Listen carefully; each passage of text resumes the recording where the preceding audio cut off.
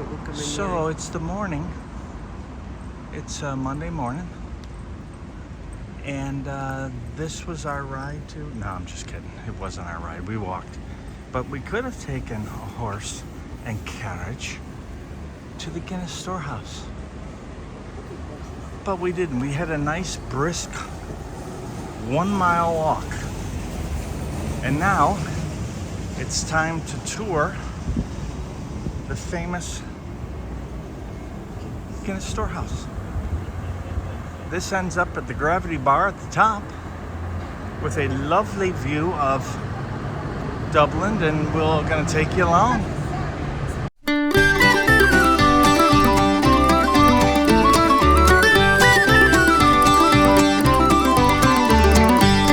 Get up in the morning a little too late and then go immediately, run like hell, immediately go out for a pint. Oh, God. Let's go. Okay. Food's on 5. So up we go into the Guinness Storehouse to do our self-guided tour, and oh my gosh, this is cool.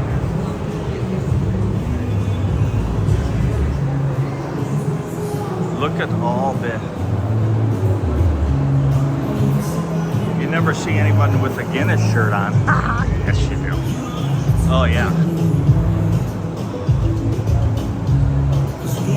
Very cool. Look at all the merch.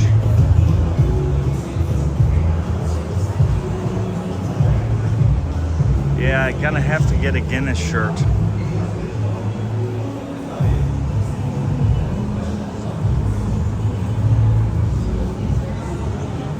Yeah, so our iconic tees, they've got Guinness socks. They've got the t-shirts. And this is if you want to bring some home. 3 for 45 euros. Which is an incredibly great deal. This is a great deal. Look at this. 3 t-shirts for 45 euros. Wow. I think that's terrific. Okay, well, we will certainly be purchasing some Guinness stuff. Right there.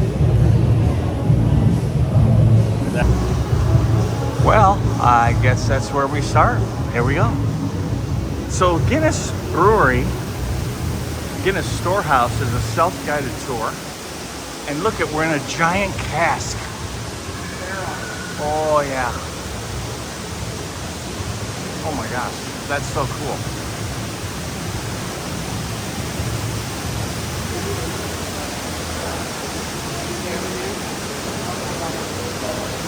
So what we don't know is the audio guide. So we've got to figure out about that. We've screwed up again. Okay, so nobody's doing the audio guide, and it's really quite self-explanatory. So it looks like we're growing and we're seeding. Oh dear. And we're growing all kinds of delicious goodness. There you go. 100,000 tons of Irish-grown barley are used every year in making of Guinness. The word beer is thought to originate from the Anglo-Saxon word bear, meaning barley. That makes sense.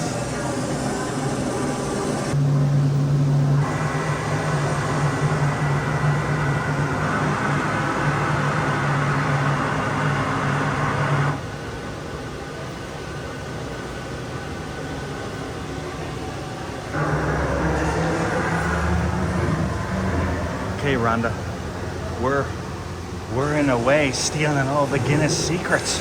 We can start our own beer. We can do it. This is like Willy Wonka in the chocolate factory. All we need is the everlasting gobstopper. So barley, Guinness is brewed using a combination of malted and unmalted and roasted barley. Aha!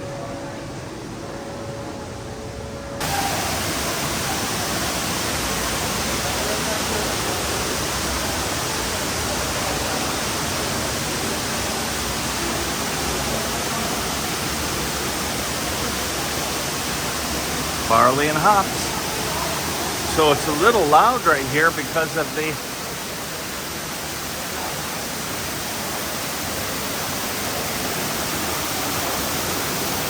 waterfall. Maybe that's the secret. It's like the chocolate waterfall in Willy Wonka is mixing the chocolate. This is a waterfall somehow mixing the Guinness. No. Okay, I'll stop it with the Willy Wonka. So water's pretty important. The cleanest water to brew Guinness beers comes from the Wicklow Mountains.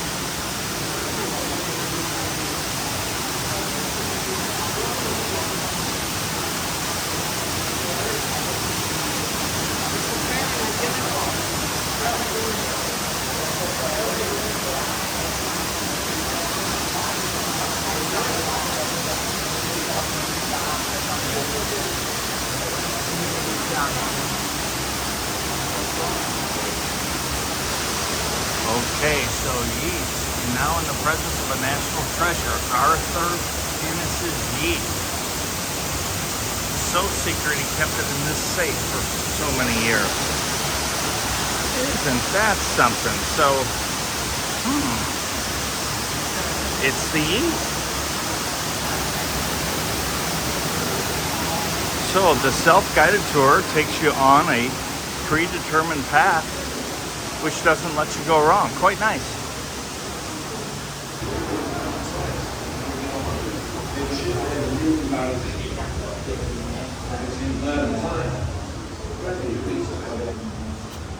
Guinness has shipped to every corner of the world ever since. But we still need to drop in for that sometime.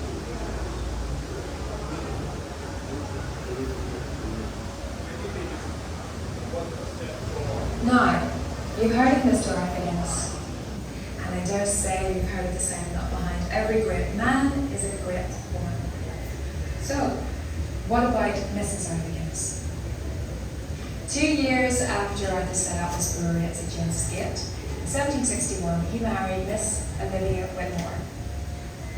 As you would expect Arthur's bride to be, Olivia was a strong woman, and she supported Arthur's business, investing her own money and using her family influence to help it grow. Not only that, she was a fine mother too.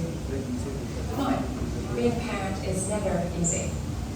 In the 18th century, Ireland was no exception. No, it wasn't. It was a difficult place to raise a family. Back then, a child's chances of surviving into adulthood were only 50%. Arthur and Olivia had 21 children. Wow. Mrs. Olivia Guinness gave birth to 21 children. That means that for nearly 16 years of her life she was pregnant. What a woman. This kind of thing can happen No. when your TV's I said broken. that a child's chances weren't good back then. Arthur and Olivia buried 11 of their children. 11. 10 were tough, 10 were lucky, and it was those 10 who would carry the Guinness name forward, who would make Guinness what it is today. Yeah. Man's our Arthur when all the men were brewing, eh? Well, I guess he knew something deal, isn't he? And like pulling a pint of Guinness, good things come to those who wait. Now they didn't hurry. But he had 9,000 years. Still, within 50 years, the brewery had doubled in size. And within 100, they were shipping out 1 million barrels a year. He may have seemed mad at the time, but Arthur knew what he was about.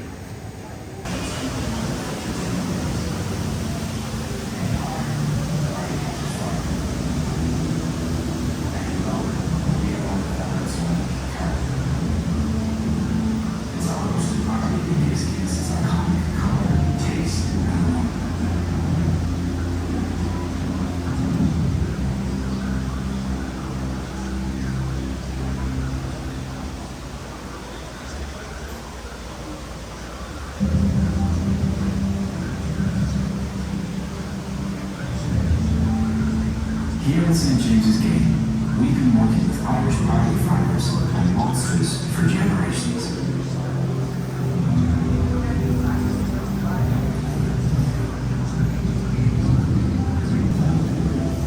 Any lower, the beer won't develop its unique character. It's It's amazing. our roasted barley that gives Guinness its iconic colour, taste, and aroma. They roast at 232 degrees because even 1 degree higher causes the barley to catch fire.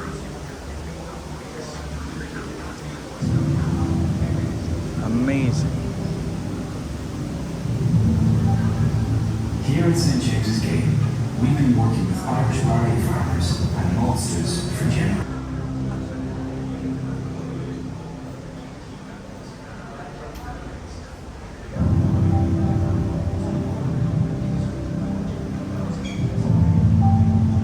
Here at St. James's Gate, we've been working with Irish barley farmers and maltsters for generations.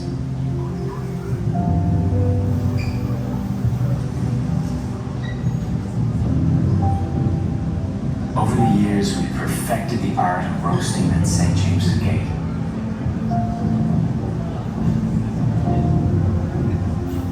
We roast at exactly 232 degrees. Any higher, the barley catches fire. Any lower, the beer won't develop its unique character. It's our roasted barley that gives Guinness its iconic colour, taste, and aroma.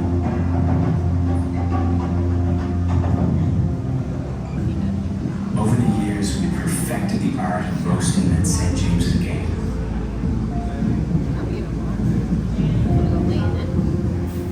We roast at exactly 232 degrees. Any higher, the barley catches fire. Any lower, the beer won't develop its unique character. It's our roasted barley that gives Guinness its iconic colour, taste, and aroma.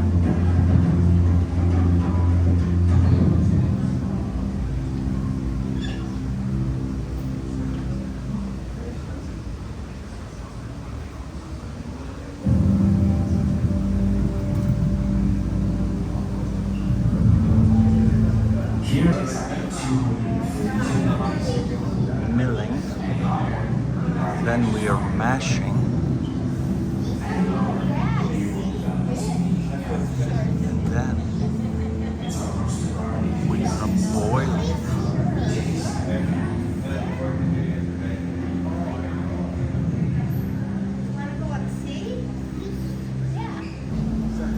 Okay, so in a nutshell, get your ingredients together, start milling, start mashing, separation, boiling, cool it, fermentation, maturation, clarification, packaging, start your boozing. Awesome. So we're at fermentation. And this is the process. The fermentation process by adding the famous Guinness yeast out of the safe. The secret safe. Oh. Natural sugars to alcohol. No one's against that. You can't be against that. Guinness yeast imparts unique flavors and aromas to the beer. And then they watch as the yeast turns our bittersweet wort into Guinness, which happens right there. Let's see what happens. Oh yeah. Boom, boom, boom, Guinness, boom, Guinness.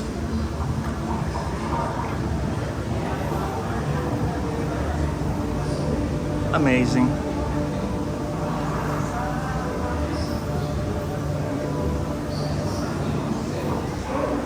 $300 million bubbles in every pint.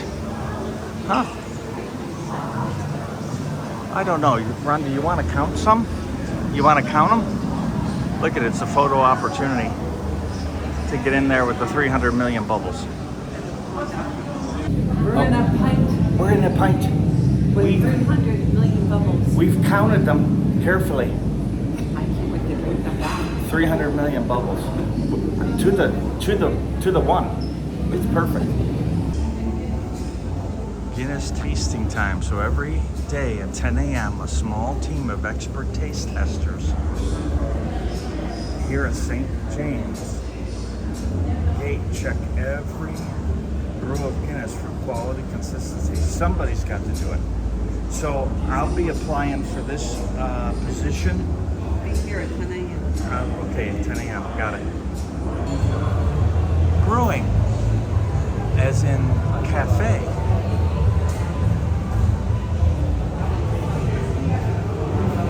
So it's time for a break from the Guinness tour and maybe a cup of coffee.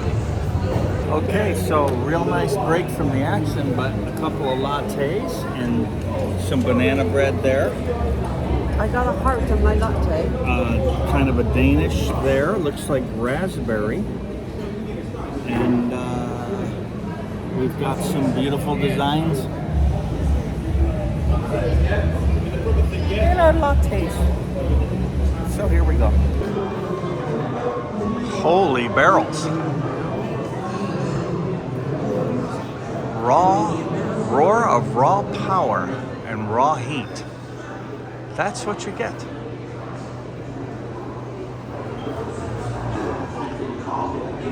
You know, it's amazing because there's, imagine there's lots of home brewers that might watch that made their own beer in their home, and but making beer at scale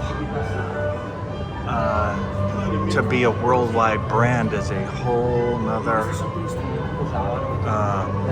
undertaking. Look at, so down in the barrels they have television.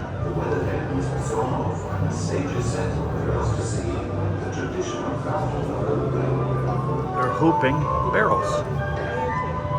Amazing.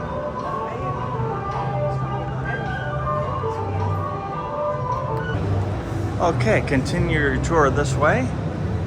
The tasting rooms. Well, it's about time. It's about time. All this knowledge. Where's the beer? So here we've arrived at the wonderful world of Gilroy, or better said, Guinness advertising. So there's the harp, the national symbol of Ireland and of Guinness. Boy, you gotta get tired after a while balancing that. Oh, here's things over the years.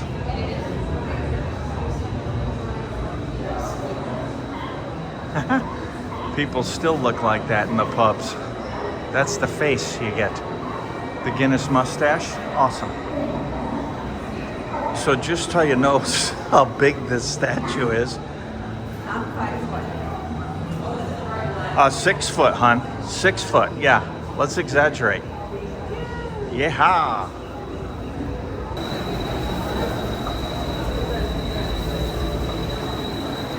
So you don't see one of these every day. It's a fish on a bike.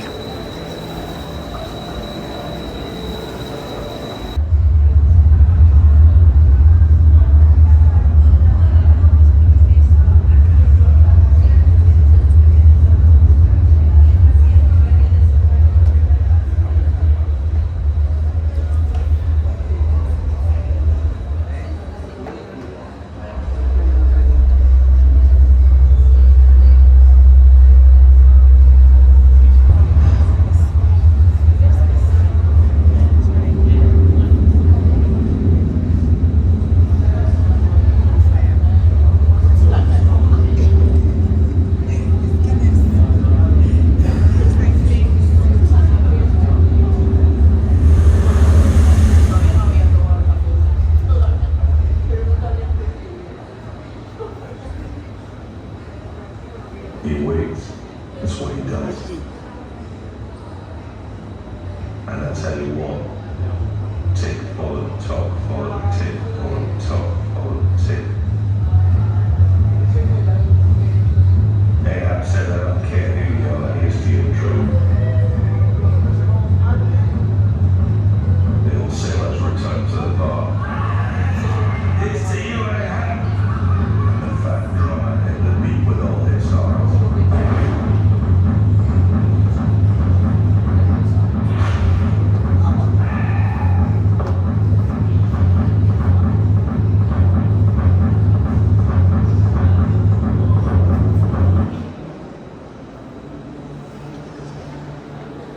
Here's to waiting.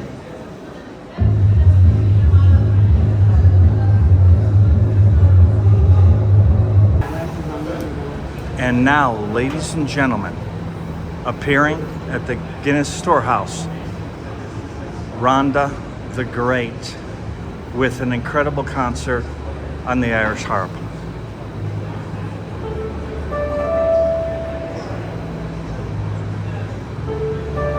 One of my favorite songs. A tear comes to my eye. Thank you for watching. Okay, we have arrived at our Stouty experience, which basically means they're going to take a picture of our mugs and they're going to print it on top of our Guinness. Oh boy. So this is what happens. You get inside the ring there. She takes your picture and then she sends it electronically over to here, where they put your face on a pint. Okay, so here we... So if you just press the whole picture there, Okay. yeah, and now start rolling.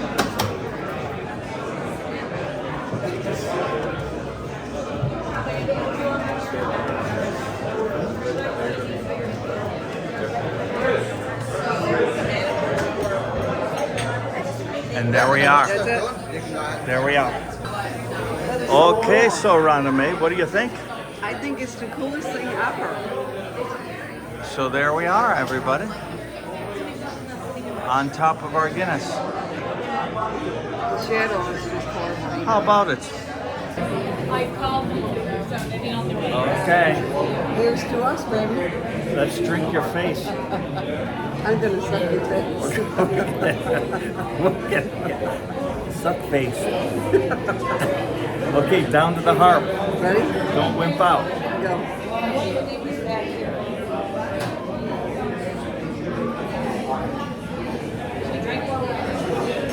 I nailed it. Oh, you got me. No, I'm too high. I was too high myself.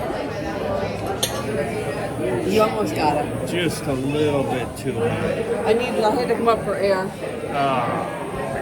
I was laughing too much. So that's your one. Is coffee and then a Guinness. Oh, look at it. They're still there. Fantastic. After that big gulp, we're still there. Can you see this? No. After gulping, we're still there. So on the fourth floor of the Guinness Storehouse, you can do the Stouty experience, which prints your picture on a Guinness. Or the other thing to do up here is to learn to pour the perfect pint of Guinness. So they teach you how to draw it out of the,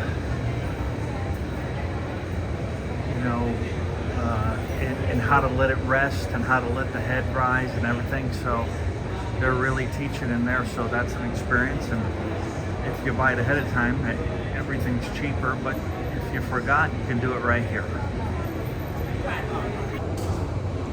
So I've learned that the printing on top of that makes your picture is a barley extract, which they use to spray on there. It could kind of be like beer ink, if you want to talk about it that way. But so it doesn't alter the taste of the pint. So the other thing is, the longer we're in Ireland, the more you feel sucked in to speaking with an Irish accent, even though you really can't. But since everyone you're talking to has an Irish accent, it makes you want to try and speak with an Irish accent. I don't know, you can't help it. It just sucks you in. It does. 5th floor, lingerie. Okay, just kidding. But you can get food. There's Arthur's, which you can get some grub. A Guinness sausage hot dog. All kinds of salmon skewer. Wow. No kidding. Yeah, they want you here. Baked potato. Imagine that. Potatoes in Irish. We got a cheeseburger and all kinds of stuff. And reasonably priced. How about that? So if you're starving for lunch, there you go, Arthur's. Another place on floor 5, 1837. Bar and brasserie. So you've got draught beers. And then by the bottle. Oh, whoop! And we just went to yumminess. Oh boy. Oh boy. Cauliflower and something. Oh boy. Open from 1 o'clock daily. Look at that. How about that? 1837. And there it is. Now the last place is Brewer's Dining Hall. And they have some specials. And it looks like there's an oyster bar is the thing to do here. Seafood chowder, seafood pie, which is on the list to try. Oh boy. Yeah, all deliciousness. Brewer's Dining Hall, so that's the one, pretty cool. Now we're gonna have lunch at the Brazen Head, the oldest pub in Dublin, so I'm thinking we have to pass on this, although it might be fun to be here. We kind of have a schedule. They have reservation for lunch. Well, no reservation, but just a plan. Gravity bar instead of waiting for the lift. Go take the stairs. Let's go work for this Guinness. I'm ready. Okay, work for the pint. Work it, go, go. Okay, my Lord in heaven, we've been climbing for hours. No, we haven't. But here we are, and this is why you came. The Gravity Bar. Good vibe, good music. It's a rainy day in Dublin.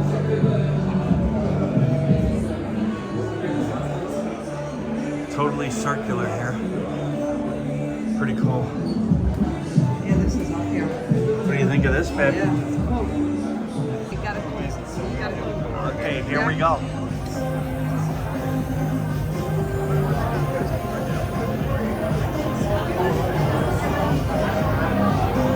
So we're at Gravity Bar, we're getting our pints, and they're poured, and now they have to rest.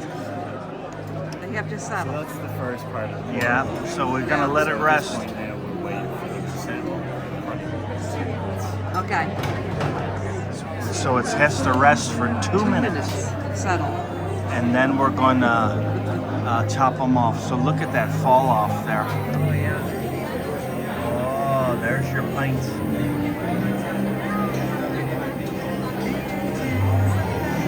There's your pints going and resting. How about that? Okay, so we've topped that off. And now we're getting the second one topped. So very hard at the Gravity Bar to find a place to sit. Extremely busy. Busy this up time here. of day. Yeah. So it's So we're gonna 1:11. stand right here with number 2 pint of the day. That's all we can do. Down to the harp.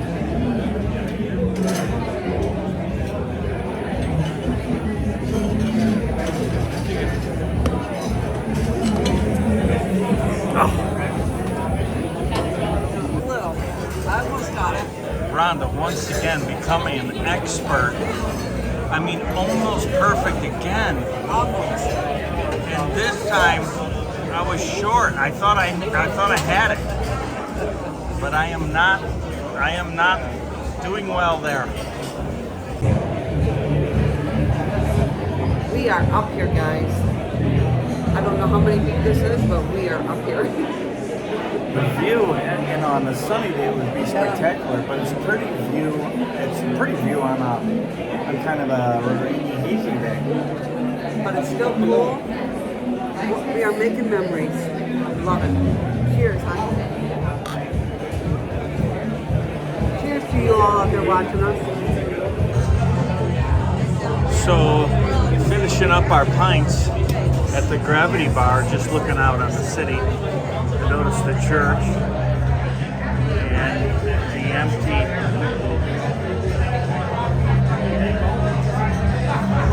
Yes. Right behind the church. Huh. Oh, you gotta love Ireland. Okay, so now we've left the Guinness Storehouse and we are walking to where we're gonna have some lunch at the Brazen Head pub. And it's raining out here. it's raining. So when you come to Dublin, to Ireland, you need to be prepared for rain. So let me show you how we look. So we've got the rain jackets on, and we also have an umbrella, Gotta have the umbrella, guys. and we brought multiple, and we're We keeping got good the eyes! storehouse treasures dry. That's it. On to the pub. Okay, at the Brazen Head pub, we have decided upon, I'm gonna just try the chicken wings. Rhonda has decided to swing again at the fish and chips and see if the oldest pub in Ireland can come through with a delicious fish and chips. Let's find out. It's probably got dirty. Okay, so here is Rhonda's harp. Shocking light, looks delicious. And then here's my Smittix, which is the pale ale, not the red, which I usually order, which is good because I've never had it. So it's time. Here we go. Okay, sports fans. I always have the red, so I don't know why I always have the red, but why do I feel like I gotta duck and be in the camera? No one wants to see that mug. They want to see that.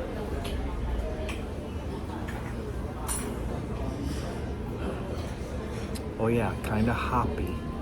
Okay, Happy? Who's happy? lighter. It has a hoppy flavor to it. Delicious, lighter, and just yummy. Yeah. It's like a snowball on top. Oh, look at that! Look at the head on this harp. I have like a snowball here.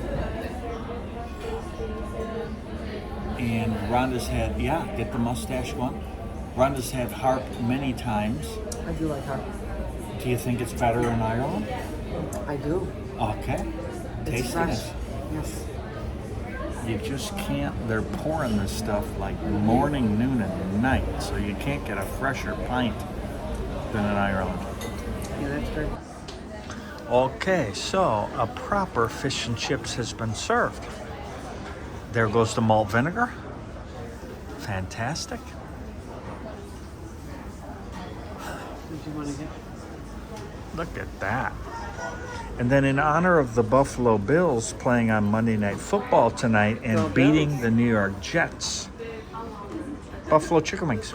Oh, that works. Thank you. Okay, so the jury is in and the fish and chips is a total success. Loves it. Very good. Yes. And you can tell the wings, I didn't like them at all. they're gone. So really good. Brazen Head, highly recommend. We have arrived, albeit we walked through the rain, keeping It's okay. our treasures from Guinness. It may be raining, but you know it's bearable. It's not too cold. And Jameson Distillery just to the right. Let's go. So what you want to do after drinking many beers is switch to whiskey. Yeah, it's the thing you We do. only had two. We only had two. No, Right? actually, I think it was 3. Oh, yeah. Well, who's keeping count anyway? Nobody's counting in Ireland. And there she is, the Bow Street Jameson Distillery. So we're going in. So welcome. You made it to Jameson. And it's much drier in here. Oh, wow. Oh, say. Drier and greener. Oh, we're soaked. I mean, we're... I'm not soaked. Yeah, you soaked? So this is a lovely bar to have some Jameson drinks, which everybody is. There's even some coffees, some hot coffees. It's one of those days. Beautiful. 2nd floor. And we're gonna go check in at the box office. Okay, so our tour starts any second, and there are lots of experiences you can sign up for. We've got the top left, which is the Bow Street Experience, which takes you on a tour, and it comes with a free drink coupon. And there are many others if you want to do some serious whiskey tasting. Add a cask draw, which they'll draw some whiskey right out of a cask. I mean, amazing.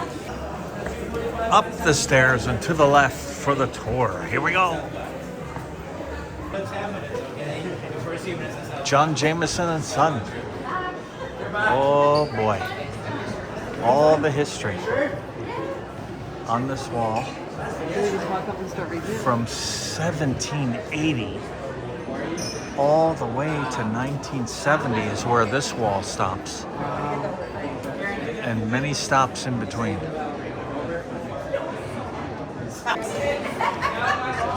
It's interesting because it starts with John Jameson, the original. He's passed it to John Jameson II, who takes it to 1851. John Jameson III, who takes it to 1875. John Jameson IV, who takes it to 1905. And then Andrew Jameson, one of the giants, I'd say a more modern day entrepreneur, takes it to 1941, and then we have George Lionel Jameson, who takes it to 1961, and then it kind of stops to Andrew C. Crichton to today. And I don't know who's in charge there today. So just a little more. So Andrew C. was the last direct descendant of the founder of Bow Street to head up the company, and the last person to make use of the sleeping quarters kept on the site for the distillery on night duty. Chairman, and he oversaw the firm's amalgamation with two other distilleries in 1966 to form the Irish Distillers Limited. So then it was passed to some kind of corporate entity, and I don't know who runs it today. Our most recent renovations focus on celebrating John Jameson's living legacy and the stories of the barrowman who helped. So, interesting. If you want to unlock the history, point your camera there, and it'll take you through. So there you go. Now guys, so my name is Gavin and I'll have you now for the duration of the tour. So our tour is split into 3 sections. The first part is in here, this is a history part. Then the second part then is the process, So I'll break down how our whiskey's made. And then the third part, guys, is the reason why you're all here. It is, of course, our whiskey tasting. And that's where you all want to be. Yeah? Yeah. It's okay to say you guys want to drink, yes? Yeah. Perfect. Now, guys, as I said to you outside, the way the tour is formatted, sadly, I can't take any questions throughout the tour. But I'll give you a few minutes, guys, in the tasting part to ask any question you have. Is that okay with you guys? Yeah. Yeah, perfect. Even if it wasn't, that's the way it's going to be. Now, are we all whiskey drinkers? Yes. Yes, does anyone not drink whiskey? Would you be brave enough to say? You guys don't? No? Why are you here? What do you normally drink, buddy? Orange. Orange juice. Excellent. Orange juice is a good drink. Just friends. Just your friends, fair enough. Are you Willing don't? to try anything. Good to know. So guys, everything you need to know about Jameson is either on the bottle or it's on the label itself. Now, at the top here, guys, we have our Jameson name. And then below that is our family crest and our family motto. It's right there on the table, guys, and it's Sine Metu. It is Latin, it means without fear. Now, that is a phrase that has defined John Jameson's life, and it has defined our whiskey ever since.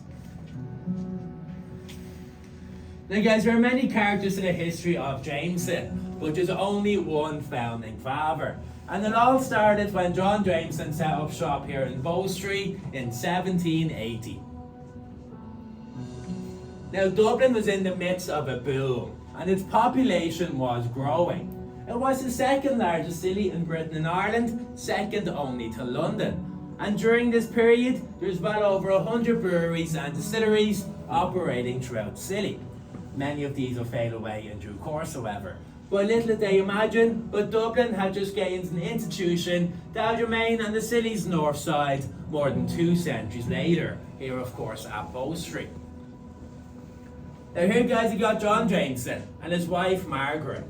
2 people who shared the same taste for adventure.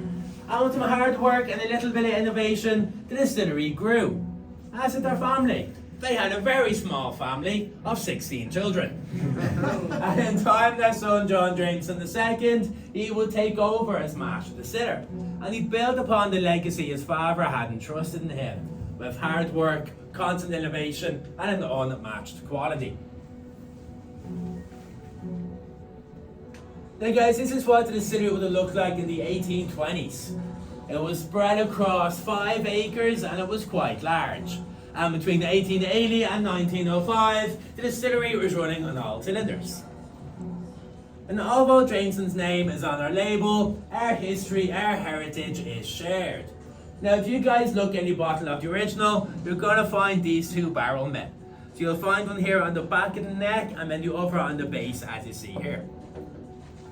Now, these barrel men, they represent the hard workers, both past and present, who helped build our whiskey from the ground up. Now, Bow Street at the time, guys, it was a bustling place filled with highly trained craftspeople. So we had the carpenters, blacksmiths, coopers, painters, ostlers, and many, many more. Do we all know what an ostler is? No? So an ostler would attend to our horses, and this would be them. And everyone who worked for Jameson took great pride in their work. It was often said if you guys had a job here at Jameson, you generally had a job for life. Now, at its peak, guys, the distillery had 300 employed. So we were benefiting hundreds of families across the city. Now, by the late 1880s, guys, it was producing 1 million gallons of whiskey, or 6.5 million bottles a year. So, guys, that's what we were making in the 1880s. Does anyone know how many we made last year? Anyone take a stab? 6.5 million back then, a couple of 100 years later. Well, 100 years later. Any of these? No? 6.5? You think we're making the same amount? No, more. 20 million? Yeah. So last year we made 120 million bottles of whiskey worldwide. 2 years ago we were making 60 million, so we doubled over COVID, so thank you very much. Record.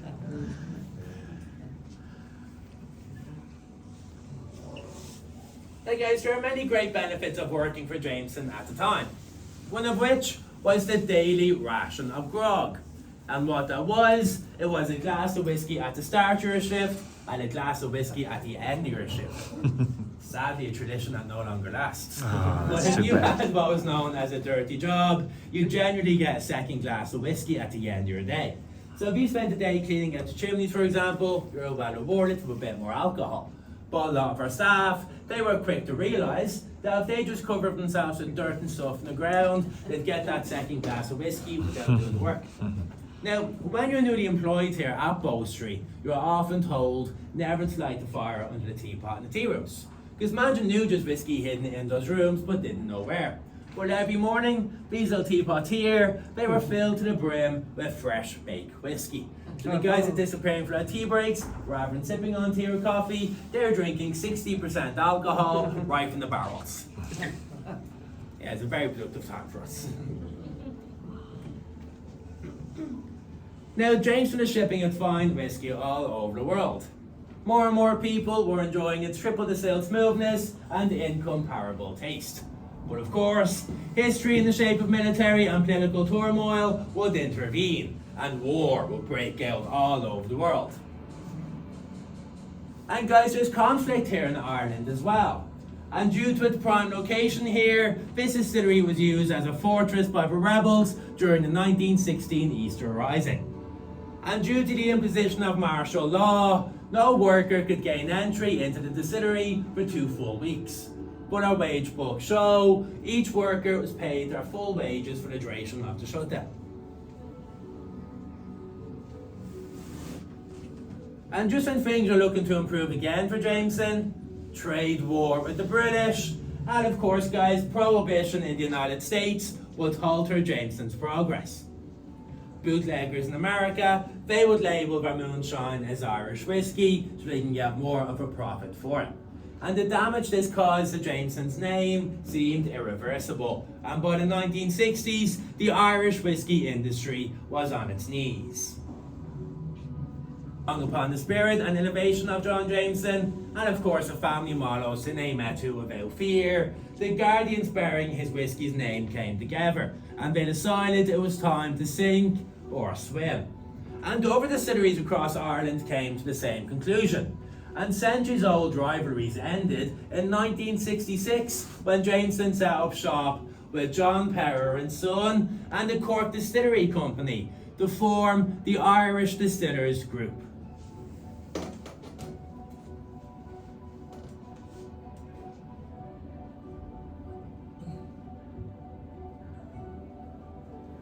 Now guys, here in front of you now is our Middleton Distillery based down in County Cork. It currently holds 2 million barrels of whiskey.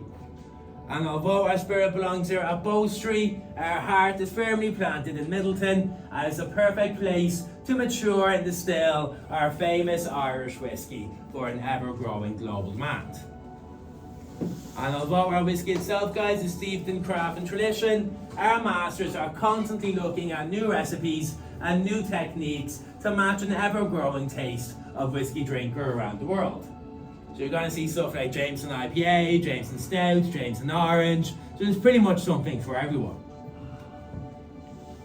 Now Jameson itself, guys, but it's always been a people's story. It's for our masters, for our makers, and for all of you who enjoy Jameson's smooth taste.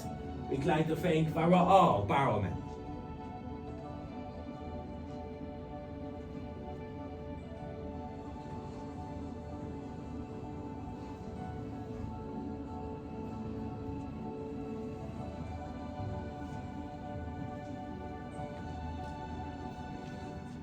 Now guys, that's the end of our history, so if you're ready, I'll take you into the process room and I'll show you how our whiskey's made. Let's come on through.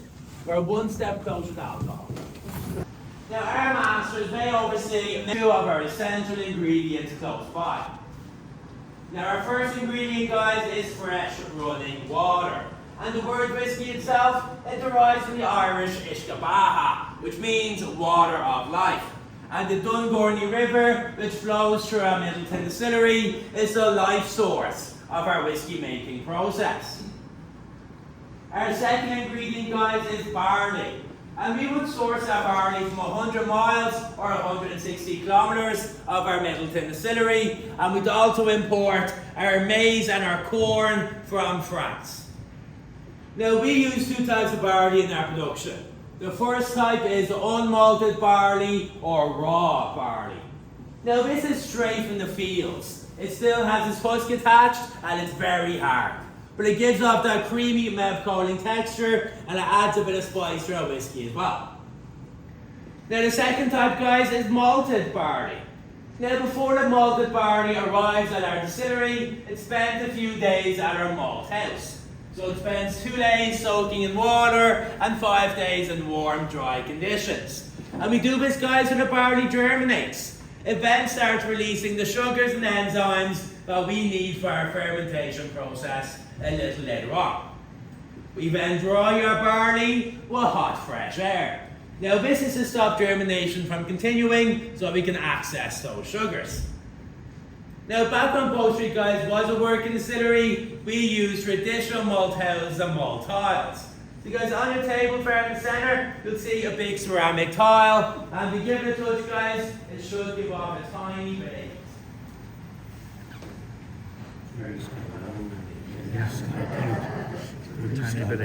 Yeah. They guys, those tiles themselves are from the 1890s, so they're fairly old. Now guys, as I was saying, we like to dry our barley with hot, fresh air. This is to keep that cool, dry taste of our barley for our whiskey. However, some of the guys in Scotland, they would use turf and peat to dry our barley. And that's where you get that smoky smell and peaty flavour when you drink certain types of scotch. So now guys, we take our ingredients and then we grind it into a flour called grist. We then introduce the grist to hot water and it's mashed together. Now this mash, it absorbs all the sugar, all the enzymes, and as much of the taste of the grist as possible. We then filter it into a liquid wort. We then bring that wort down to our fermentation unit and we add in yeast. And the yeast eats up all the sugar, releasing carbon dioxide and of course, alcohol. Yeah, thank you for the vote, appreciate it. Now guys, if you've ever been to a brewery before, you'll notice that process is very similar to beer making. So what we have now, guys, is a type of beer called liquid wash. Roughly 10% alcohol by volume or 20 proof. And it is quite possibly the most disgusting thing you'll ever taste. Now, we need to separate the alcohol, guys, from that wash. And the way we do it is we introduce it to our stills. Now our first still, guys, is called the wash still. We fill this up with our liquid wash and then we boil it. Now alcohol boils at a lower temperature than water. So it's 78.4 degrees Celsius or roughly 172 Fahrenheit.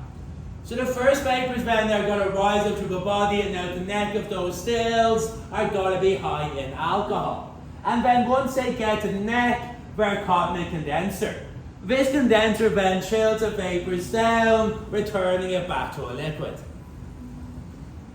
We then introduce it to our second still, called the faint still. And again, guys, the exact same process. So we boil it, catch the vapors, return it back to a liquid.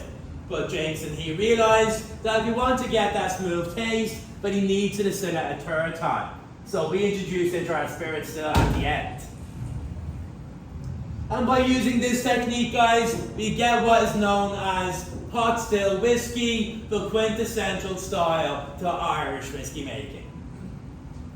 Now in Middleton, guys, we do have a second distillate format, and this is known as column still or continuous still distillation.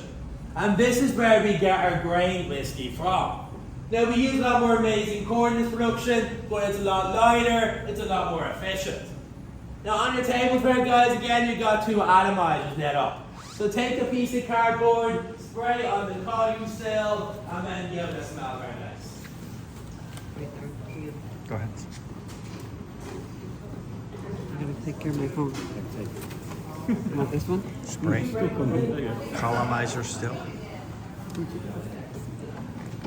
Spray. And guys, with the column still, you've got to find And it's then give quite it a light, smell. quite floral. It smells very similar to hand sanitizer. Yeah. It does. Smells like an incense. And then Alcohol. it's the Yeah. same note with the pot still. Do the same with the pot And guys, still. with the pot still, guys, are going to find it's a lot spicier, a lot more robust.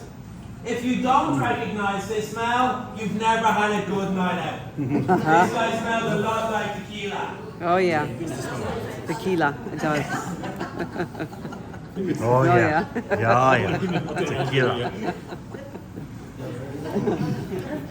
So guys, we take both the pot still and the column still, and then you blend them together to form our whiskey. So it's characteristics of both in our drink.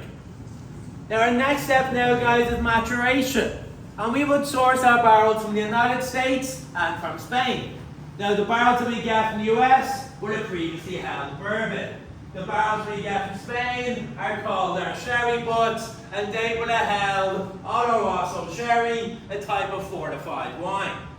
Now guys, again, on your tables where you got bourbon and sherry lit up. So guys, crack open the bourbon and give it a smell there, guys. Now you won't get much of the lid, guys. Give it a Stick smell. your nose into the pot. Oh yeah. Stick your nose down there. No, stick it right here. And You guys, don't need the to. bourbon, you get Oh, a yeah. little Yeah. toasted wood, some sweet vanillas, almost like a hint of Want chocolate. sherry? And guys, with the sherry, we'll Oh, get yeah. a load of dried fruits, nuts, dates. Oh yeah. And never lucky enough to try an Irish Christmas. Amazing. Yeah.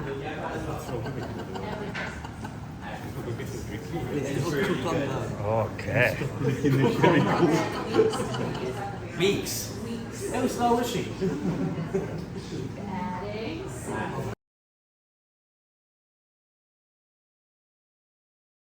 Add as much sherry as you possibly can.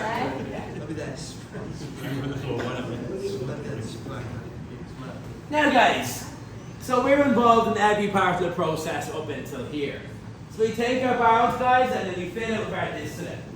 Now this is where our whiskey gets a lot of its characteristics from. So a lot of give and take between the whiskey and the wood itself. Now guys, again, around the tables we got 4 beakers lit up. So you'll see one labelled new make, which is quite clear. That's what it looks like going into the barrel. And then at the end, guys, you got 7-year-old whiskey. So you can see the difference right in the colour. Now guys, you'll also notice there's a little bit less in each beaker as well. Now guys, we lose 2% of our whiskey each year due to evaporation. Now we are not emotionally prepared to say we lose alcohol, so we call that our angel share. And we prefer to say the angel coming down and stealing our whiskey. Now guys, I know about 2% over a year, it sounds like a very small number. But guys, that breaks down to roughly 50,000 of these bottles every single day. So that's one bottle every 2 Wow. seconds we lose to evaporation. The angels share is large. The So guys, angels so drink that's a the lot end of our whiskey. process. So if you're ready, guys, I'll take you into the most important room, our whiskey tasting room. You guys ready? Yeah. Let's get you guys some alcohol. Let's go.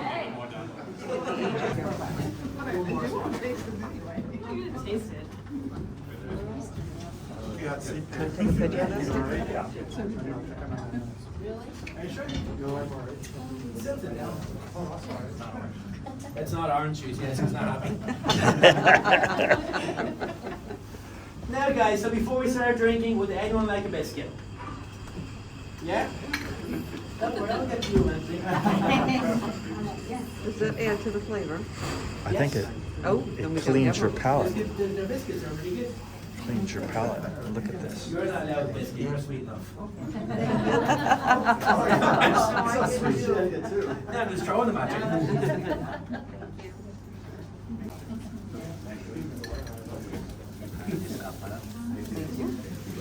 Perfect. I think so. If I can grab one there. Hey guys, if we want any more, guys, help yourselves. Now guys, I'll just stretch over here, guys. I'm gonna play a small video and then you guys can start drinking. As we mentioned earlier, the heart of our whisky making operations lives in Middleton, County Cork. What you can see here is our old Middleton Distillery. That began operations in the early 1820s. And appearing in the back, we can see our modern Middleton Distillery, where we make our whisky today. We produce over 60 million litres of pure alcohol every year, making us one of the biggest whisky distilleries in the world. The distillery operates 24/7 year-round, only closing for 2 weeks for maintenance. This is our still house, which houses the world's largest pot stills, each holding 80,000 litres. We have 3 sets of these pot stills in the main distillery to keep up with our growing demand.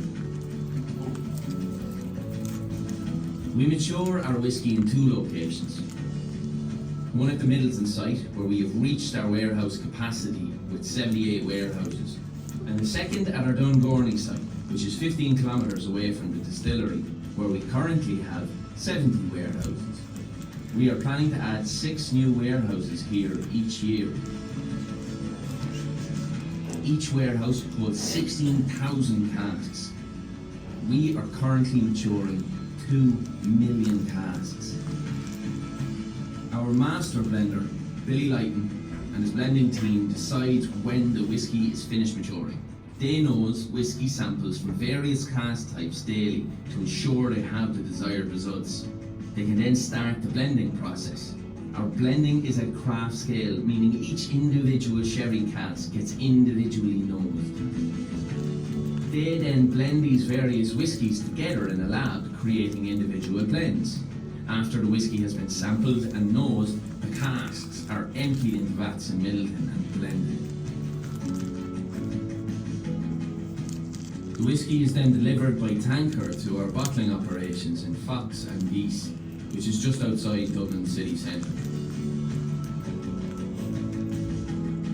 From here, our whiskey is bottled and packed into trucks and ready to be distributed and enjoyed around the world.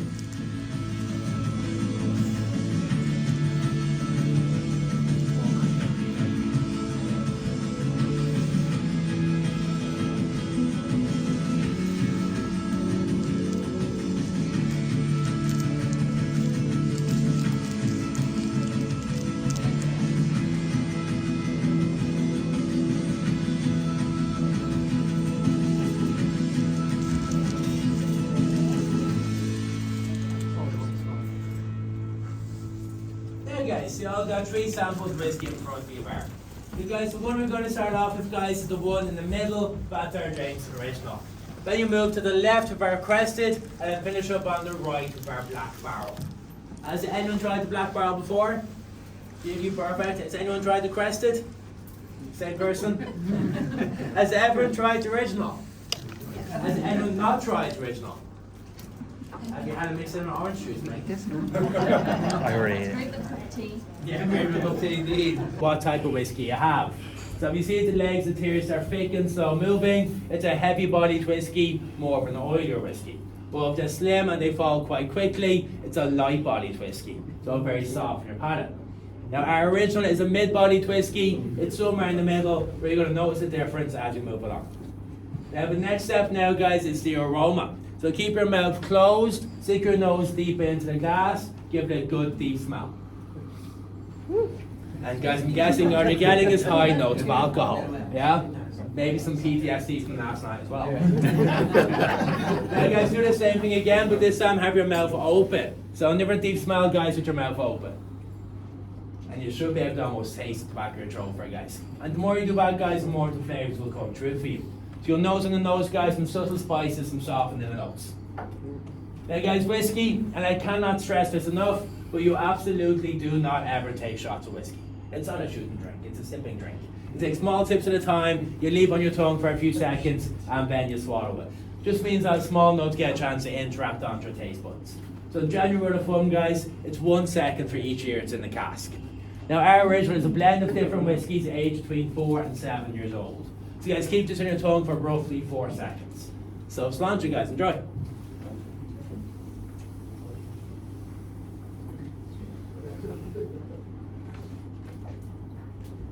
And with that, guys, a lot of spices coming through, like your pepper, like your cloves for the spice. That's all coming from the unmalted barley and the pot stills.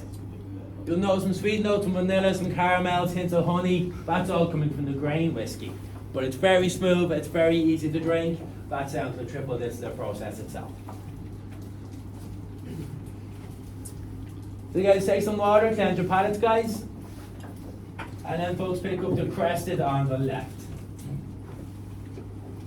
Then guys, you find that the legs and tears that are crested, this guy's going to be a lot slimmer. It's going to be much more of a softer bodied whiskey compared then to the previous original.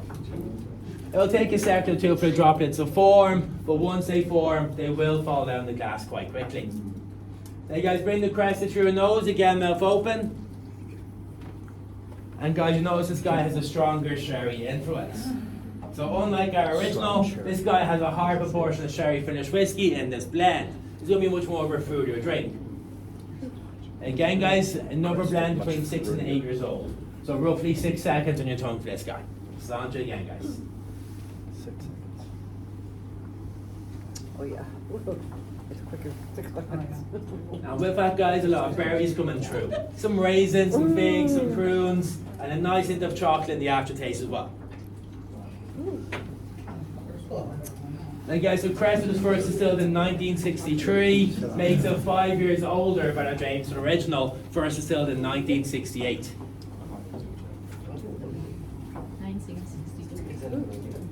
It is a great year, my love.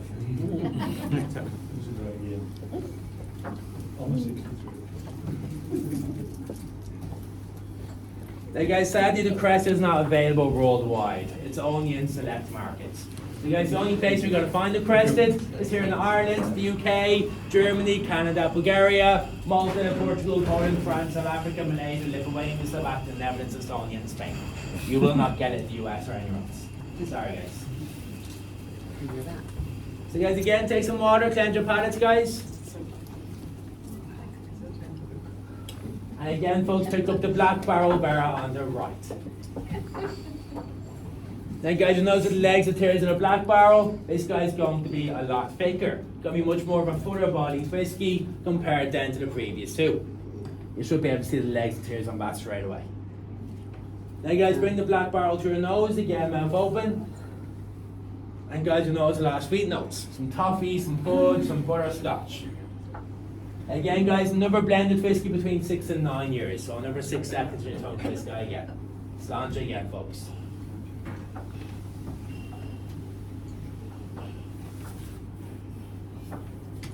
And again guys, a lot of spices coming through again to a malted barley and pot stills. Some fruits like mangoes, peach, apricot, all coming from the sherry barrels. But it's got a really nice soft and then a caramel finish at the end, coming from the grain whiskey. Now the black barrel is first distilled in 2009 and it's the second largest selling Jameson drink in the US. It's the closest we have to a bourbon, just for a sweet note. It is available worldwide and get it everywhere as well. Black barrel. So guys, off the tree, who still prefers the original?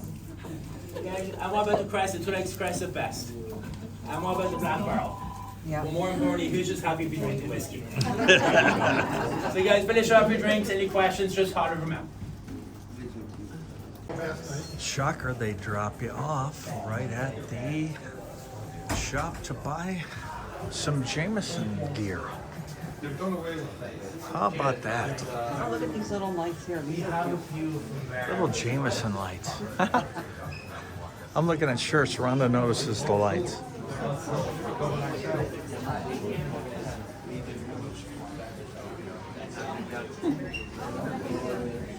Okay, so look at that bottle.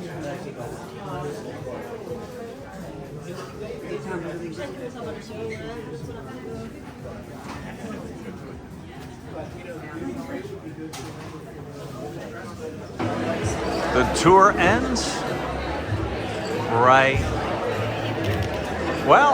where it began, actually, at the bar.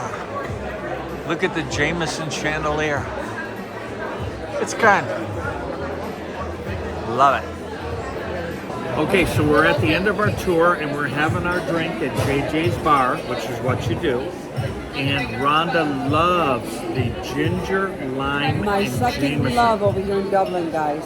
Okay, so here we go. So how do you make it? It's 1 shot of the Jameson of the whiskey, okay, and then I gotta read it. And then you mix it with the Ginger ale. with a slice of lime in it. Ginger ale with lime. And you can buy this anywhere, he said. So that's the mixer. The German kind's the best, he said. Oh, really? Yeah. German ginger ale. Yep. So that's going to do it today. So we got Yummy, you guys gotta try it. And we got up, we started drinking, and we're still drinking at the end of the day. So, When you make that drink, leave us a comment. Let us know what you think. okay. Where else would you rather be? Then having some whiskey with Tom ATV. All day. And tomorrow.